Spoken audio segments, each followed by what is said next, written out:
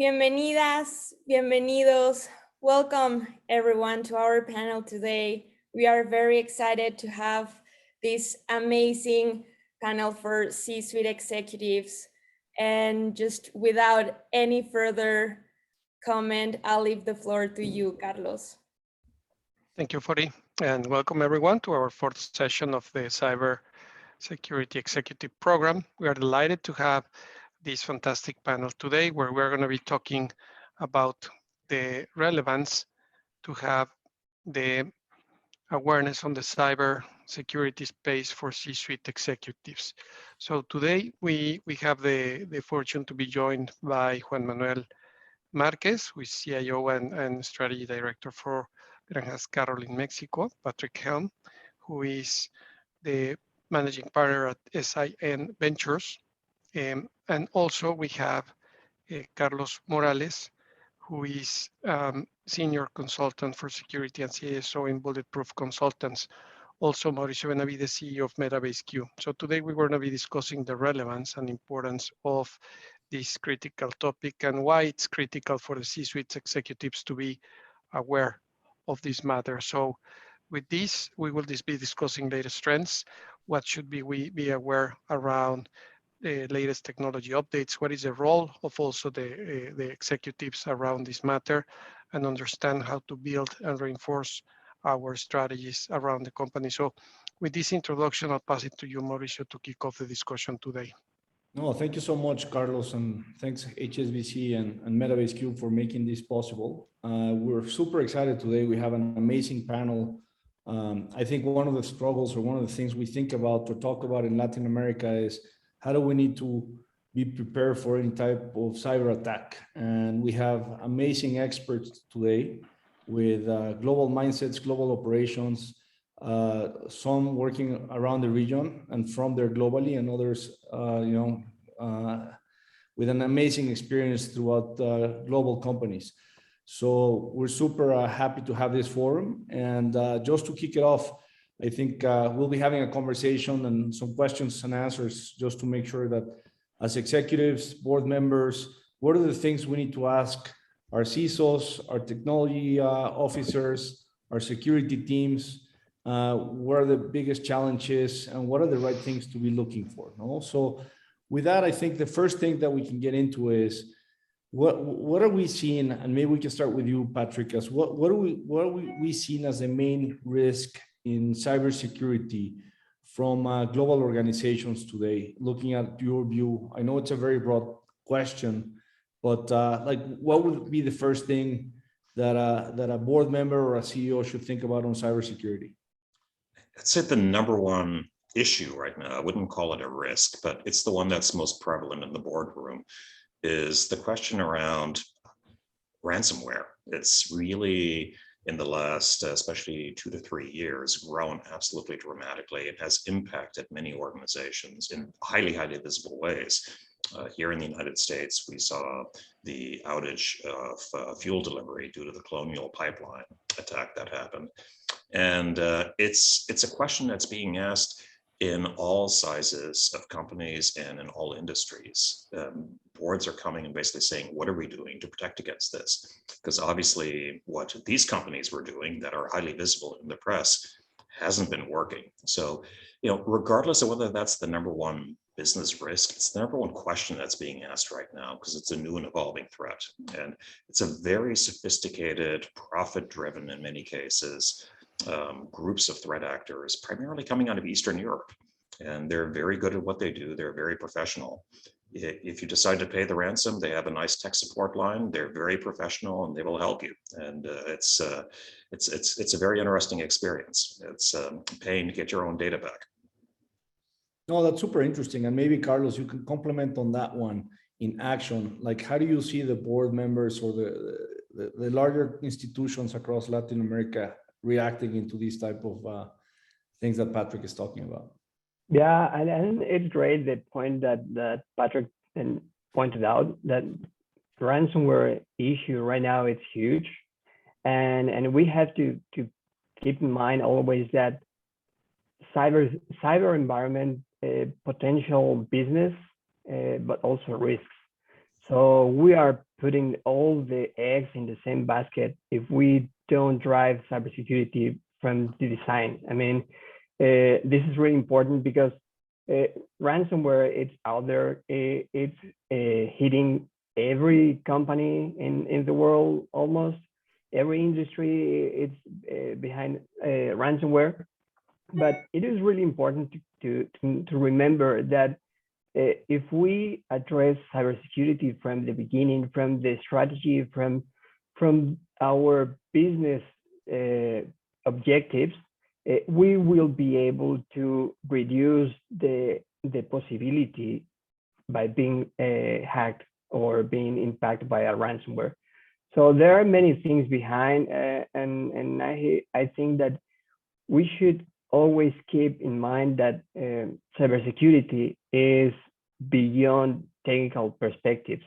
It's more business oriented, and people here in the audience, they know their business, they know what is important, and having that in mind, along with the support from experts, will help your business or their businesses to improve their cybersecurity. So I will say that the main risks in Latin America is sometimes the lack of conscience about the risk itself. I think that we have to keep improving that awareness and help with technology along with business objectives.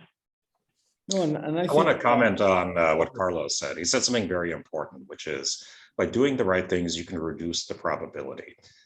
You can't eliminate the risk that we're talking about here. And it's very important because if anyone comes to talk to you who says, we can solve it, we can fix it, we can eliminate it, they're either lying or they're not competent at what they're doing, because it's not possible. There is risk that we just have to live with. And there is nothing unique about Latin America versus the rest of the world. A computer speaks binary. A computer has the same operating systems. It's vulnerable to the same attacks. And the attackers are indiscriminate. They can automate what they're doing. So, don't think that I'm not a target, nobody cares about me.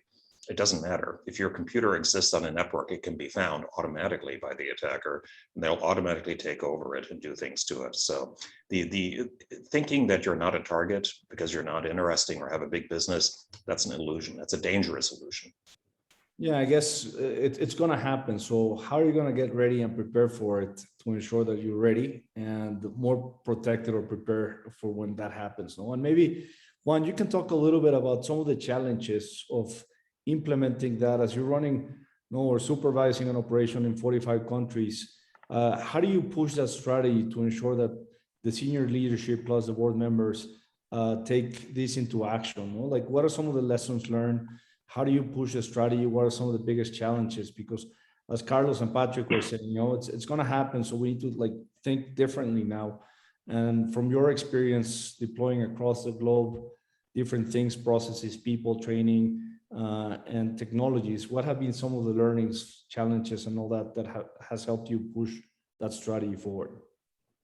Yeah, I think that one of the most important things related to cybersecurity knowledge is to have it, right? So the real first issue is that people are not really understanding what is the cybersecurity risk or why we need a cybersecurity strategy. So for me, the first thing that I think we need to start talking is trying to understand that, let's say years ago, hackers were just having fun, trying to affect or getting into a specific networks or hacking systems, but not as a real business. Nowadays, it is a business. It is a complete business. It is a formal companies, although they are not legal. They are too professional. They are taking this seriously. So we need to do the same as a company. So it is not just to have something extra or more technology or spend money, which is one of the ideas of many companies that's why they don't take care about cybersecurity. So I think that there are many topics involved related to how to really have a cybersecurity strategy. But the first one for me has been how to communicate, how to transmit that to the board or to the owners or to the CEOs in different line of business we have, because for them it's like, as Patrick said, maybe we are not important, we are not doing something specific or special with our system, so we won't be hacked. So that's the real challenge we have had. And I think one of the most important challenges we have in Latin America is that we don't think that data is now part of the company. It's a fixed asset. So it is part of the company. Actually, there are many businesses running with data, with technology, and that's why you need to protect your data. It's like your car insurance. You were not paying years ago because it was not important, and as soon as we start having a lot of crashes and the payment for those crashes were more than the car or the cost of the car, then we move back and start buying car insurance. So it is something like that. We need to start thinking on cybersecurity to be protected. As Patrick said, it won't be never 100%, but at least you have something, you have a strategy. So those are kind of the challenges we have had. For sure, to train people, it's something critical. At the end, it's the same case. They are not as CEOs, but they are part of the company, and they have an important piece of the company getting into the system, typing or capturing data that could be affecting the systems. So we need to create a consciousness around the company, trying to transmit that cybersecurity is an important topic. It's a critical thing, and they need to act in that way. So that's something that I want to share. Let me also comment. I mean, I've been, especially around Silicon Valley, in multiple industries, have run security programs with hundreds of people in them. The key success that I found starts from the top, which is that the boards themselves, the board members and the executive management have to be bought in. They have to understand, they have to be motivated, and they have to make it a priority. Because every day there are competing priorities, whether it's an IT investment or something else to drive the business. So if you do this in a way where, okay, there's a compliance requirement, we'll just do the minimum, we'll check the box and move on, that's not going to work. You really have to believe it, and the board has to resonate and push it down through the organization, and it has to be a real program. If that top level support doesn't exist, just hiring a cyber guy, not going to work. Yeah, exactly.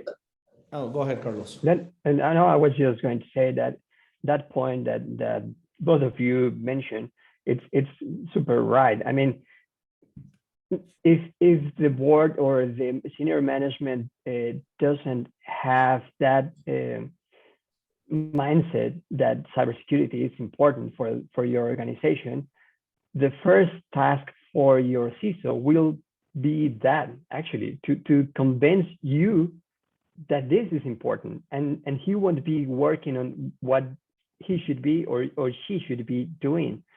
So that's really a big issue, and the big challenge, I think, for the strategy, for implementing a strategy in cybersecurity, it's not different than any other strategy. The thing is, cybersecurity is pretty new for everyone. So almost no one in the organization knows what to do with the cybersecurity strategy. So the organizational change, the change management, it's really important to really transform your culture and adopt and embrace the cybersecurity strategy to transform that into reality. It's also important to make it real. It's meaning that really test yourself. And I would advise that if there are any questions, how secure are we or whatnot, hire an outside company to run what's called a penetration test. So it's basically paying somebody, good people, to try to hack you to see where the weaknesses are and how they can move around.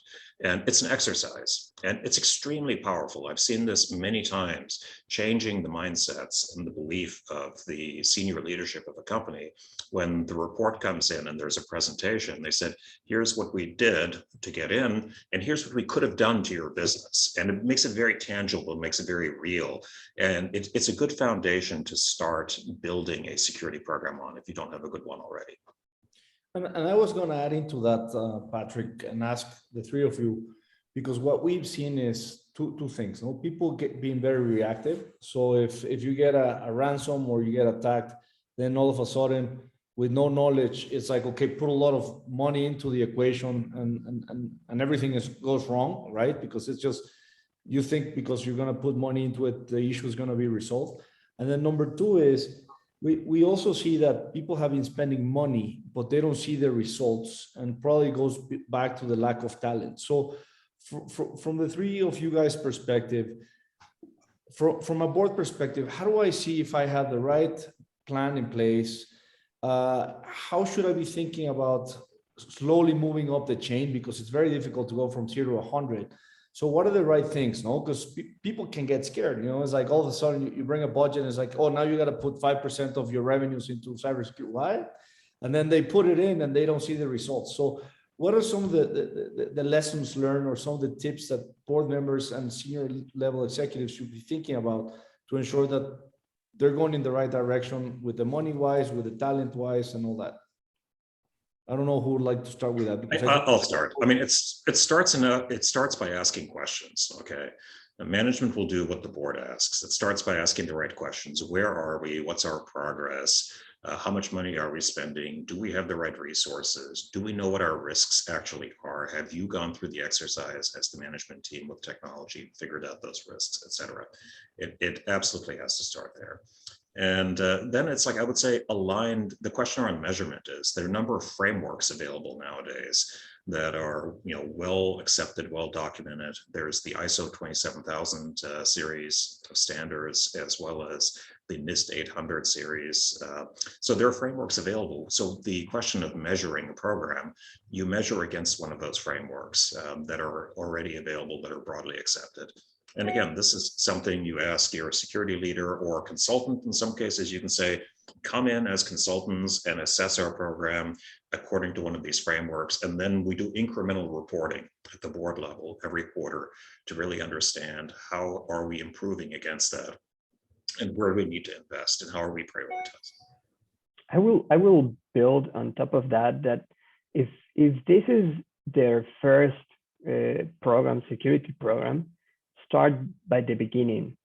I mean, you will hear many things and really nice technology that can help with those basics, and start by having great foundations, because otherwise you will build security on top of something that will be unstable, let's say, and can collapse later at the first attack.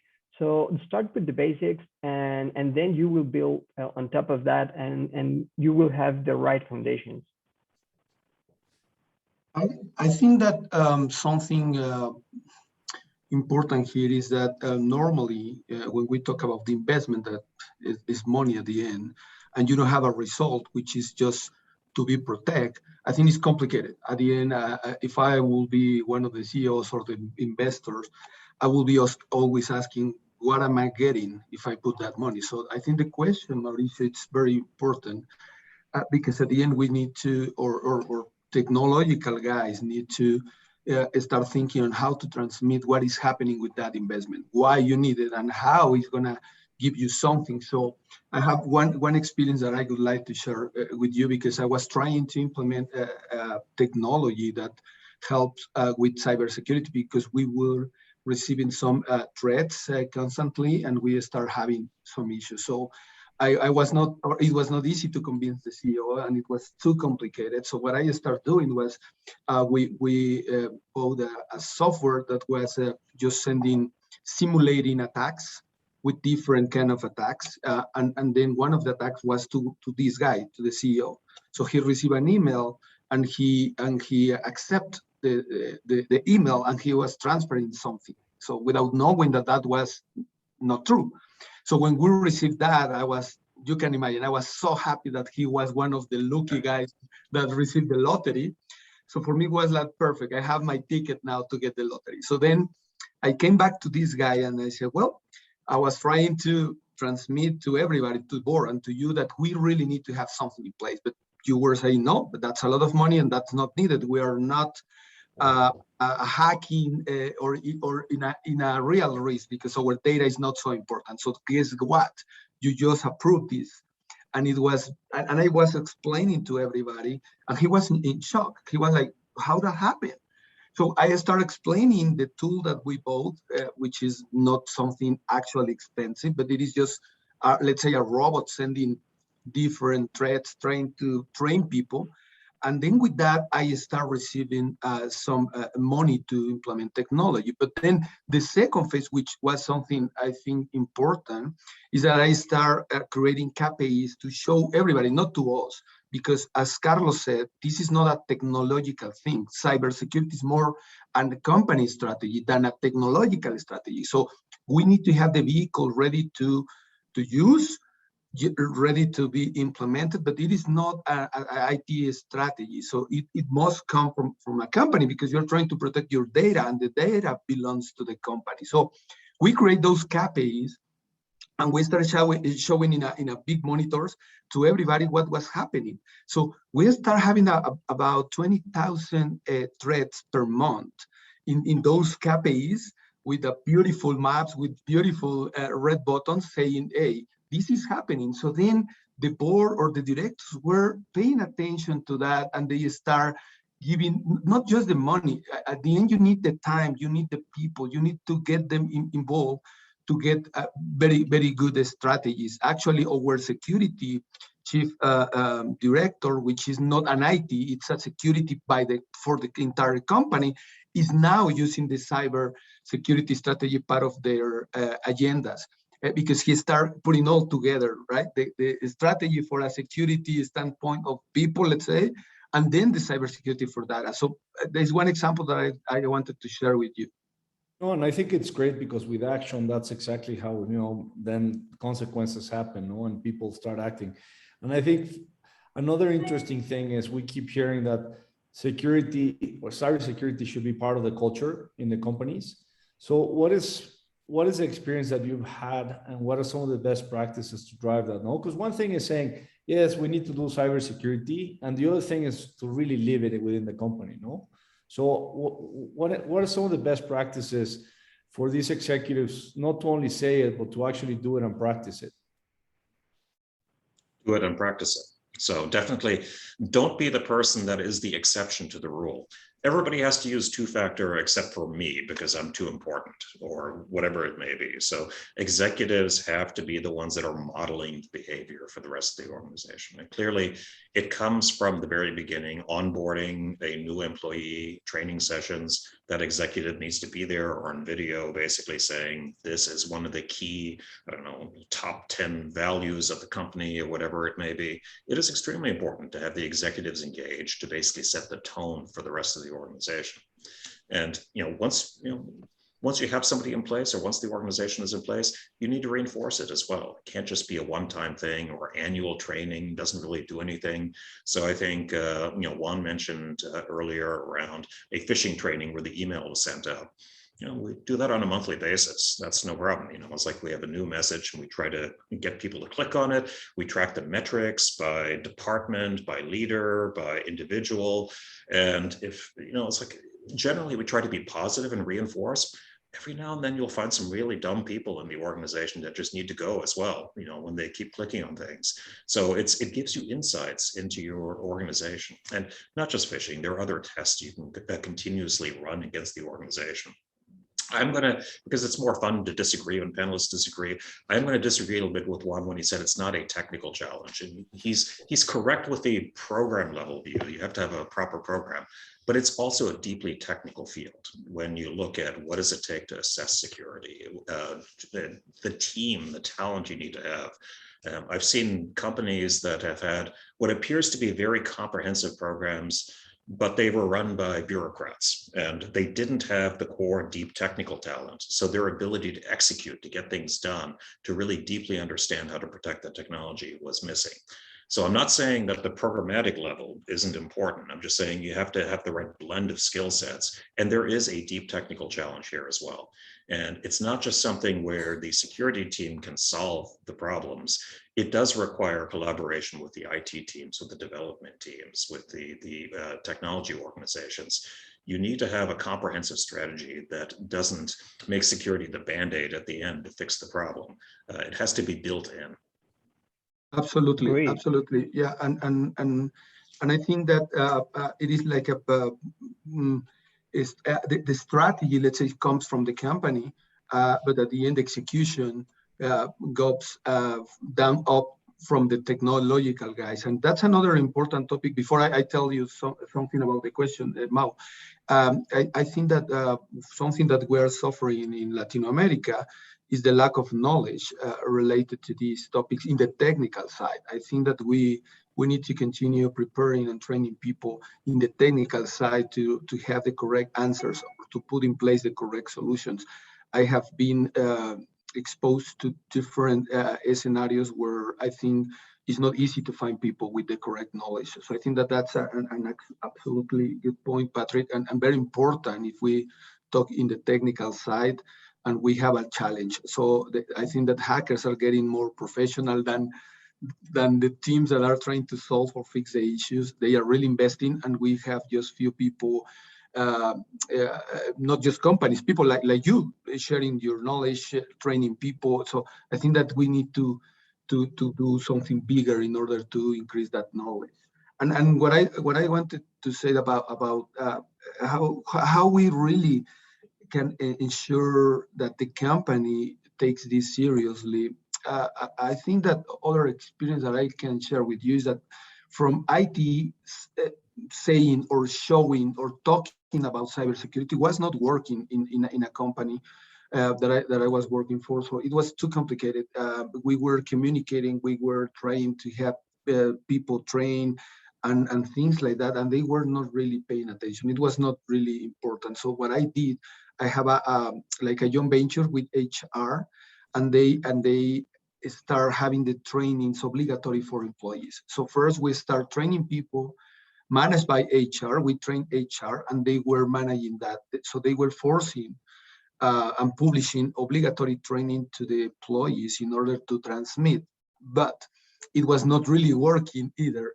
And what we did is that we start pushing the managing directors to receive the training as obligatory, and then them to transmit to the employees. And then the circle start working in a different way. It was too complicated. It was just basic training. So we started sharing videos about how difficult or how complicated was to be in a hacking situation, actually for their kids. We show videos how dangerous it was for them, why we need to be paying attention to what is happening in social networks and all that stuff. But it was not working until HR started forcing people, saying this training is obligatory for this month. Then IT disappeared. It was not an IT team or an IT area telling you something that was not important. It was the company saying, this is important and you need to take this training. And then you need to do an exam. You need to pass it. If not, you need to see the video again. You need to take the training again. So it was too bored to not to pay attention. It was too complicated. And then it worked. I think that they learn and they have a lot of information about cybersecurity thanks to this joint venture with HR. You were going to say something, Carlos. Yeah, I just want to add that I think that you have to lead by example. That's the only way that you can change your culture. I mean, otherwise, as Juan just said, if you move your finger out of the pressure you are putting in, you will release that action, and everything will goes back to normal. And normal is not what you want to keep. So you have to lead by example. You have to convince and make them know why this is important for your company, for your organization. I mean, all of the employees in an organization want to do something for their jobs, for their company. They are there to help. I mean, no one is in the company just because they don't want or they don't care. They want to help. It's just that we need to help them to understand why this is important and for their roles. And from that point, they will be able to help to the whole objective. So yeah, this is a cross-cutting issue. So it's along the whole organization, from lawyers to HR to IT. And in IT specifically, there are very key roles that needs to have extra awareness and conscious and tasks to do, because are the ones that really manage the privileged access and the information, and they are the guardians. So I mean, I think that everything starts from the top. If it's not at the top and it's in a different layer of the organization, the first that layer will have to have better awareness to the top, and then start to create the new culture in the organization. And I would say the three of you have experience through multiple organizations, have gone through different board members. The companies that you're involved with, they obviously are more active on the cybersecurity space. But what would you say? And I always say that there's not a wrong question and there's not a stupid question, because what I think a lot of the times happens, even in huge corporations, executives don't want to ask the questions because they feel like they don't know anything about cyber.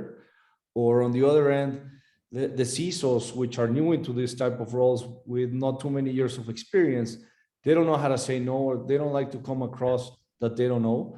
And I believe that that's a huge risk, right? Because I mean, the hacker is going to attack you. So who cares if you ask what you think is a stupid question? So from your perspective through time, because this has been changing over time, what would you tell an executive to, like, don't be afraid of asking the wrong questions, because at the end of the day, every question could be saving you from attacks. So you're 100% right. I mean, it comes to the act of measurement, the act of asking questions sets the tone that it's important. You may not even have to ask all the perfect questions, but if you actually want to try, there is an organization called the National Association of Corporate Directors that published guidance for board members on how they should be overseeing cybersecurity in organizations. So it should be freely available. If you go to the NACD and search for that, you'll find it.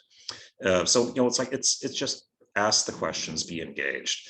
And in terms of getting the responses, if you have a CISO that talks in absolutes, says we're absolutely safe, or this is 100%, or whatever it is, be very skeptical. You may not have the right person. Okay, so bring in an outside consultant if necessary. If you don't completely trust the individual running it or the group that you have in place, pay some money, get an assessment done, and have it done right. But I do also want to echo with, I think, something that Juan said earlier, that the skill set, the talent right now, it's expensive to hire good people. They're very much in demand. There is a shortage all around in cybersecurity. So that shortage has also created a problem that people see. It's like, wow, look at all these cybersecurity jobs that are open. Let me study something real quick and try to get a job. So I do see people that don't necessarily have the experience that are put into positions, into leadership and other positions, which is very unfortunate that they are underexperienced for the role they've taken on. So, when I said, gauge your CISO or who's presenting, it's in the context that I believe there are a lot of cybersecurity leaders that haven't earned the leadership levels, the responsibility that they have yet. And I will add that you manage risks based on the information you have available. So we have to always keep in mind that we don't know everything. So every question helps, because you will provide a different perspective of the same situation. You have a different background and you have a different point of view of the same situation. So that will provide a very insightful way of seeing things and address the situation properly. So I will say that there is no stupid questions. There are only different points of views, and if you take all of them all together, you will see clearly what is around that situation, and you will have a better answer and a better information to make decisions. So I think that that's important, just to keep always learning This is an environment that changed constantly. What happened one year, maybe it will be completely different the next year, and you have to keep updated. You have to keep constantly learning, and sometimes you have to unlearn to relearn something, and that's really hard to see because we love to know things, and I mean everyone. So it's hard to see when you have to unlearn to relearn something, and I think that's a skill that we all need in this new reality that it's over digitalized. Digitized. Yeah, that thing. That's good. So let me just make it more complex, let's say, because at the end, I think that question, Mao, is not just one answer. It is a lot of things involved here. So the first one I will say is that we need to be very conscious that it's not the question you ask. It's more like to who you are asking it. Because as everybody said, we don't have enough people with the correct knowledge to answer the correct information. So fully agree with Patrick that you need to bring experts or companies to help with those answers or with those strategies. So I think that here we need to be very open in the company, to be very clear and to have in mind that the guys, the CISOs or the technical guys won't have or couldn't have the correct answers to all the questions you could have. So sometimes in the companies, what I have seen is that if they ask something and you don't receive the answer, then you don't like the person. And it's like, okay, we don't have the correct person in place. And maybe they start moving faster, fighting people. And it is not that. It is like the topic is too complicated. The topic needs more brains, more and different skills. So you need to be very open first to that concept of asking questions, that you could receive answers, but it's much better if you receive a conscious answer from a team, from a different people, and then putting all together, you could have the answer that you were looking for. That's one thing. But the other is that in the technical side, for the CISOs or the CIOs, is the same thing, that they don't have the correct answers or all the answers for the company. And sometimes what I have seen too is that they don't want to bring more people because they want to take everything by their own, and they want to prove to the other bosses or to the other directors that they know the topic, that they know what is happening, that they know everything. And that's a risk. That's a huge risk that I have seen in the companies. Many CIOs or many technological guys, CISOs, trying to answer everything, and that's wrong. That's my personal opinion. I think that's absolutely wrong. You don't need to answer quickly. You don't need to answer all the questions. You need to answer correctly the questions that you are receiving, and that's with support, with the smart people around you trying to help. So, and I can continue now giving you more speech about that question, but it's a huge thing. Well, you're absolutely right. There's something called the Dunning-Kruger effect, a psychological effect. And basically, there's an inverse relationship between a perception of confidence and competence. And the people who really think they have the answer don't appreciate the complexity of what they're trying to answer. So when somebody says, I don't know, we'll have to look at the study and whatever, that's not a sign of weakness, that's a sign of strength. Be careful if the person who says, this is the way it is, 100%. Yeah, no, I agree 100%. And Carlos Gonzalez, I would love to hear your thoughts on all of this, because I think from a bank perspective, a financial institution perspective, sometimes people think that only the banks should be doing this. But how have you seen this evolving as you're managing multiple companies across companies? Because I understand it's becoming part of the conversation as you build relationships with companies. But what are your thoughts from that perspective? And what do companies need to be thinking as well? Thank you, Mauricio. I think all the points mentioned are critical and very relevant. And we have seen positive evolution. I think there's still a lot of things to do. The starting point is around the consciousness on the necessity to invest. And invest, dedicate time, dedicate people, dedicate the visibility and awareness is critical, and a formal program. So we are seeing that coming more evident. There's still things to do and formalize it at board level, but definitely the consciousness on the money to be spent, because as Patrick mentioned, this is now the best money to be invested to avoid losses in the future. And that is slowly being now a constant in many companies. So I think that's a message we need to keep on repeating. The investment, every penny invested in cybersecurity is the best money invested to avoid future losses and will pay back strongly.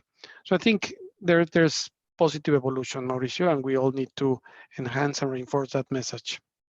No, this is great, because at the end of the day, no, it's becoming part of the checklist as you're trying to provide a loan. No, how secure are you as an organization to actually see if what's your level of risk, not only whether you're going to be able to pay, but if you get an attack because you're not protected. No, so it becomes quite interesting, and it's to any type of industry. No, as I'm thinking about this, and before we go into questions that people are starting to post, what would be the first things if a company had an attack that a senior leader should do? Like, I get asked the question always, do I unplug the computer? Who do I call? I know it's also a very complex answer, but what would be the two things that somebody that just got hacked, they call him, he's running a $5 billion company or $10 billion company, and oops, what do I do now? No? What would be the 2-3 things you would recommend? Call a professional, get a firm that manages incidents. And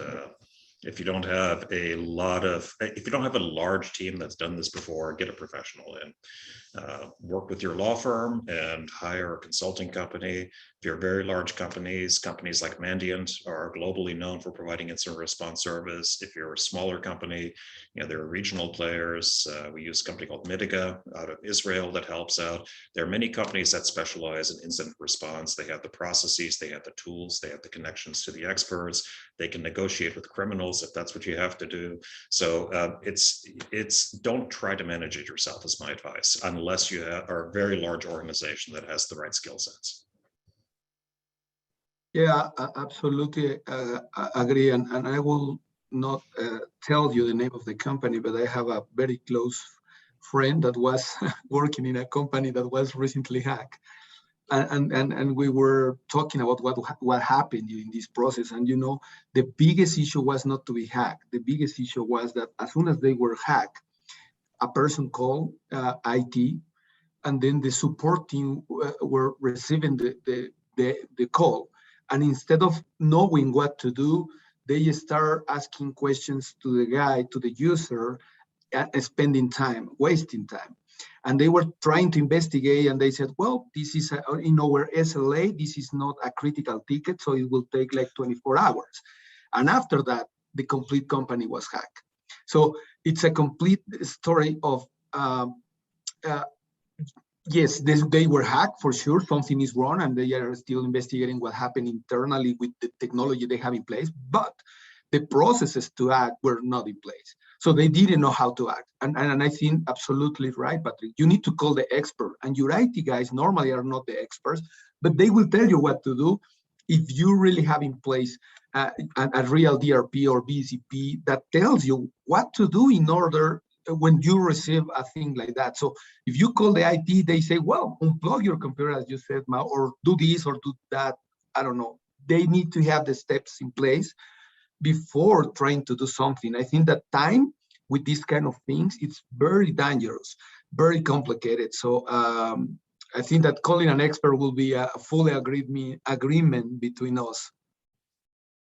I will say that follow your plan. And if you don't have one, it's time to have it. I mean, and test it and keep it updated, because if your plan is call an expert, you better know what expert are you calling and how much they will charge you and everything, because at that moment you won't be able to find out many things and you will have to act.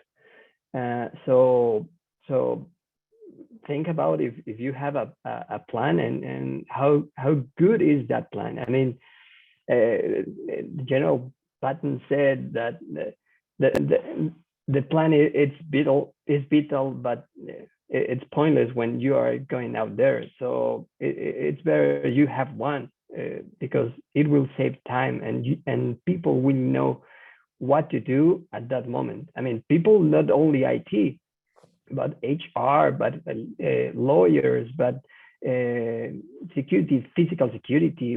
I mean, the whole company must know how to act when they are under attack. So I will say that follow your plan. And I think, Carlos, that's right on. I mean, one of the reasons on Metabase partner with HSBC is to build that awareness, so people at least you'll start thinking about it, no? Because if you never ask the question, you don't have no plan. I can pretty much say most of the companies in our region don't have a plan. So exactly that, no? What would be your plan? Who would you call, or what would you execute on? What type of things you will have to do?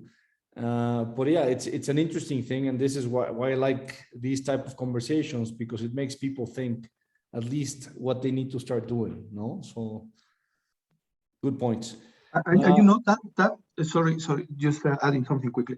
I think that plan and something that we are doing now is that we have our ERP and our BCP related to IT. But what we did as a company is that we put those documents or those strategies together with all the company. If we have a fire, what we need to do. If we have an accident, what we should do in case of we have an accident. And what we are doing is not to be managing that or driving that. So we are asking a security risk area to start testing those scenarios or those strategies that we have, as you said, Carlos. It's not just to have it or to call someone. You need to know who to call and what to tell them, because they will start asking maybe 10 questions or 100 questions, and then you don't have the answers. It's the same. You are wasting time. You're losing time to act. So I think that work, that helps. You have someone outside the box trying to do a test. Actually, we have 3 tests during the year, trying to see if what we have in place is going to work in case we have something. And it's very, very funny, because every time we do it, we find something that we didn't see before. So every time we test it, we need to replace the documents or the strategy. So that's impressive.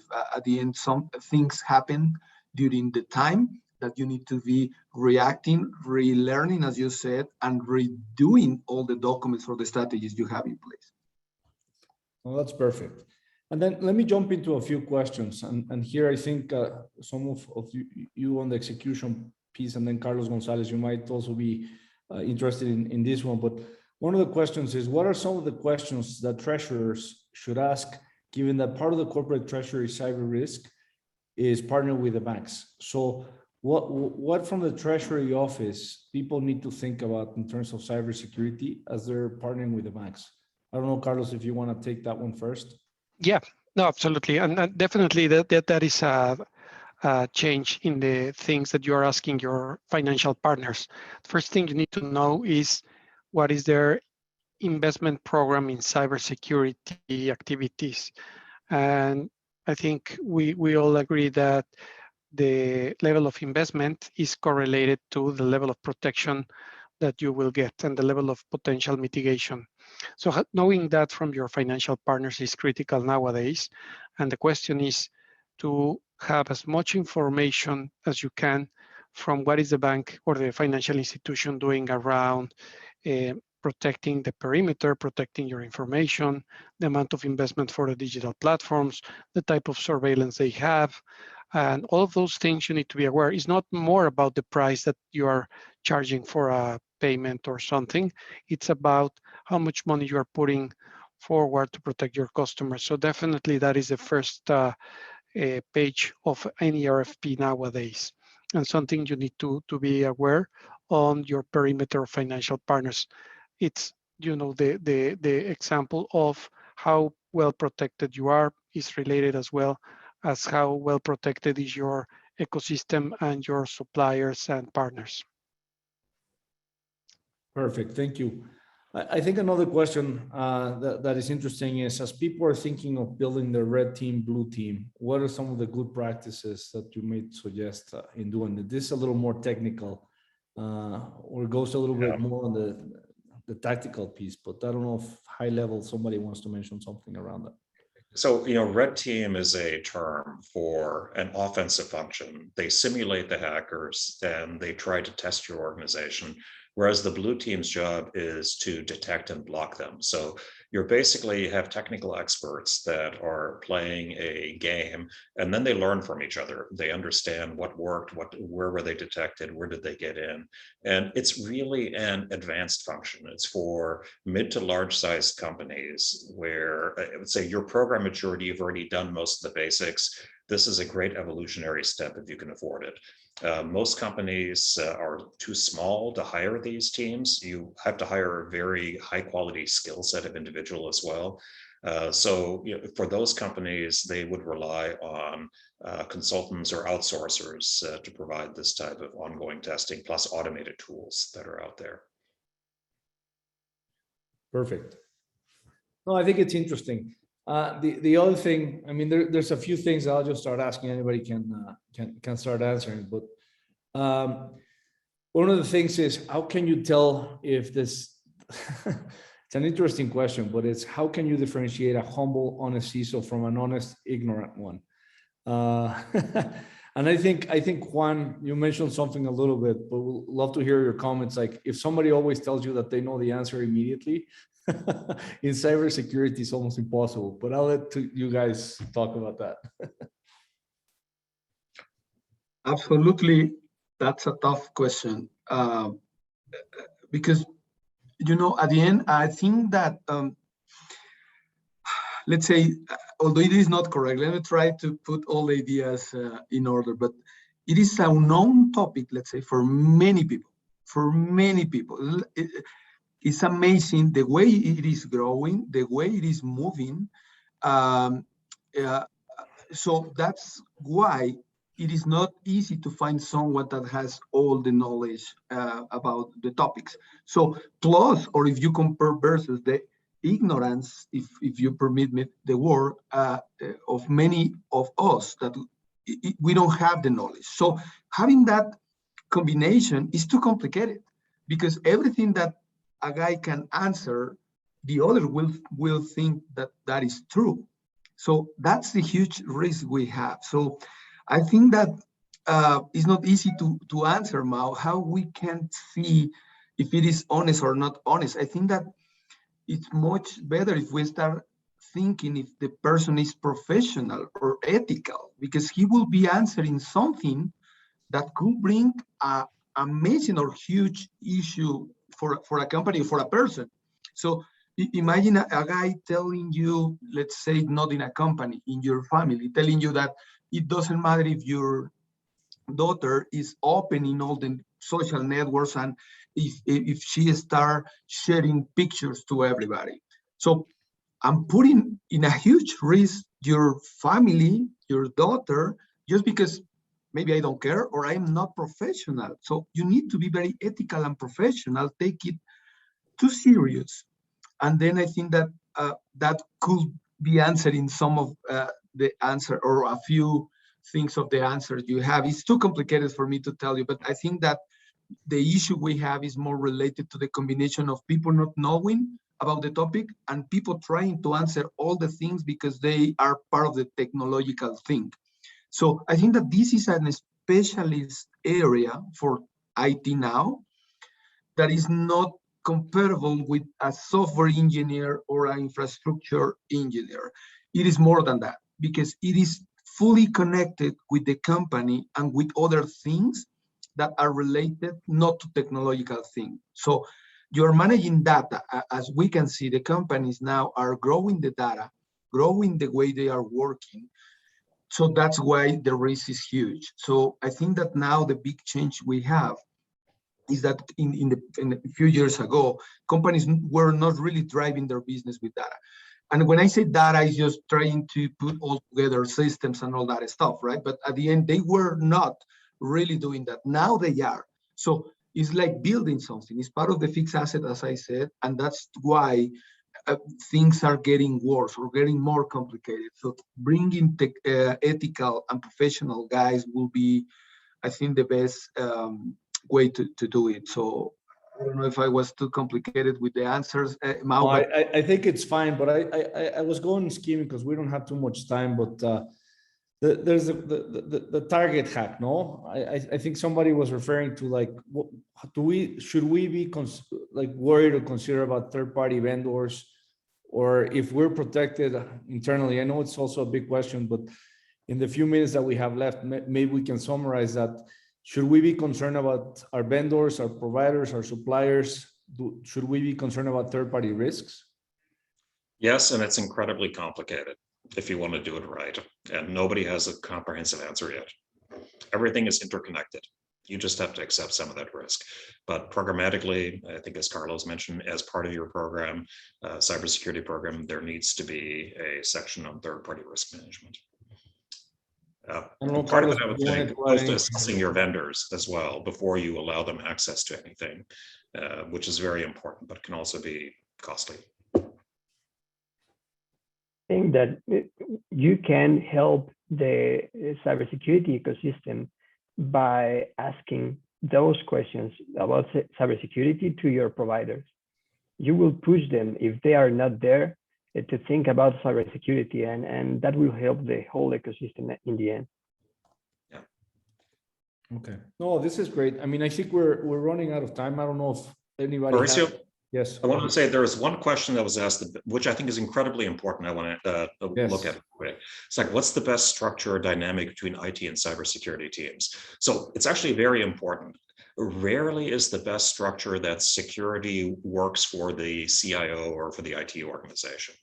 You want to create a sense of tension and independence between the two organizations. Some cases it works fine to have security working for IT, but it's truly suboptimal unless you have a very, very strong and security aligned IT leader. This is one of those cases where having security with some degree of independence that creates some tension with IT, because they're going to be competing for resources and they're going to have different objectives.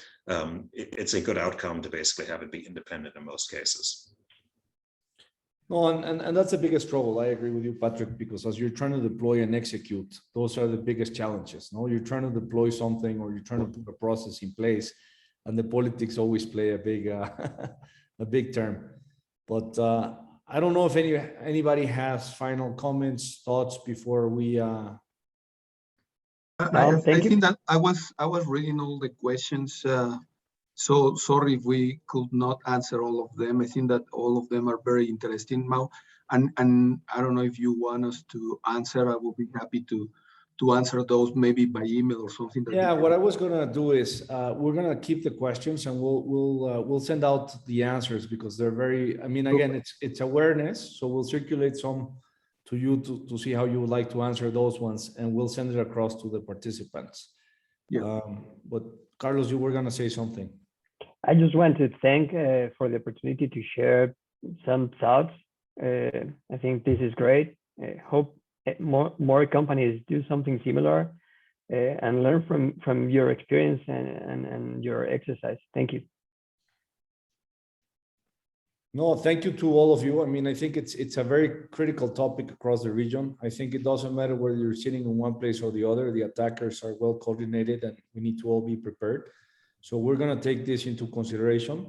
Thank you again for your time, and I'll give the word to Carlos Gonzalez so he can close the session. Thank you very much. Definitely another topic in which we could spend hours and hours talking, but I think the message is very clear, and the obligation of every company is to ensure that there's awareness and a formal program implemented at senior levels, at board members, and it's tracked, visible, and evolving. So thank you again to our panelists. Incredible knowledge and topics discussed today. And we want to invite you to attend tomorrow's module, which is going to be talking about how to implement a security operations center and how to maximize cybersecurity efficiency. We will also have great experts in the field. So look forward to see you tomorrow. Thank you, Mauricio, and thank you everyone for joining us today. Thank you. Have a good day. Thank you. Bye-bye. Thank you. Bye.